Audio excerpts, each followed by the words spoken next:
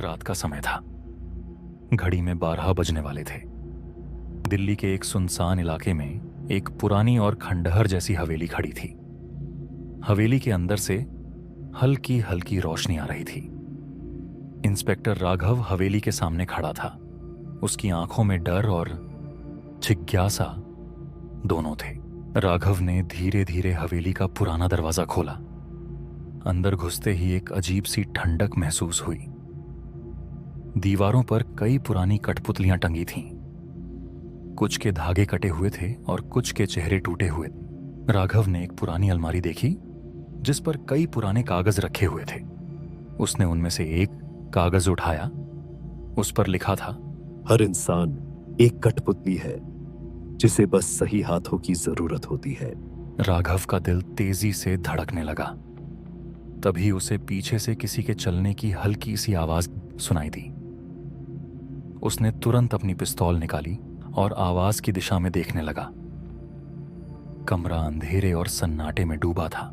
अचानक एक लंबी और पतली परछाई अंधेरे में से निकली। वह आदमी बहुत डरावना दिख रहा था। उसके हाथों में धागों से बंधी एक असली इंसानी लाश की कठपुतली थी।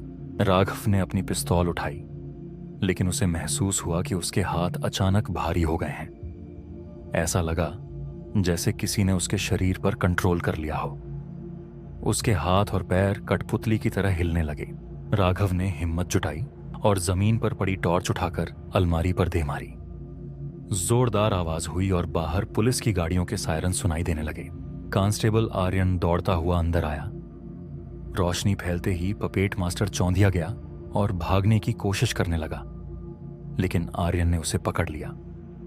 राघव ने राहत की सांस ली और जमीन पर गिर पड़ा। अब तुम किसी को कठपुतली नहीं बना पाओगे। पुलिस ने हवेली की तलाशी ली। अंदर कई लोगों के शव मिले जो कठपुतलियों की तरह बंधे हुए थे। ये वे लोग थे जो महीनों से लापता थे। अगले दिन इंस्पेक्टर राघव पुलिस स्टेशन गया पपेट मास्टर से मिलने। पपेट मास्टर ने राघव को देखा और एक डरावनी हंसी हंसने लगा। डोरियां कभी नहीं टूटती।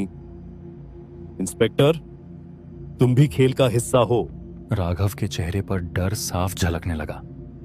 उसे ऐसा महसूस हो रहा था जैसे अभी भी कोई उसे नियंत्रित कर रहा है। कुछ देर बाद राघव अपने घर गया और बाथरूम में आईने के सामने खड़ा हुआ। उसने खुद को देखने की कोशिश की, लेकिन तभी उसने देखा कि उसकी उंगलियां रस्सी जैसी बनने लगी हैं। अगली बार जब तुम आईने में खुद को देखो तो देखना कहीं कोई तुम्हें चला तो नहीं रहा।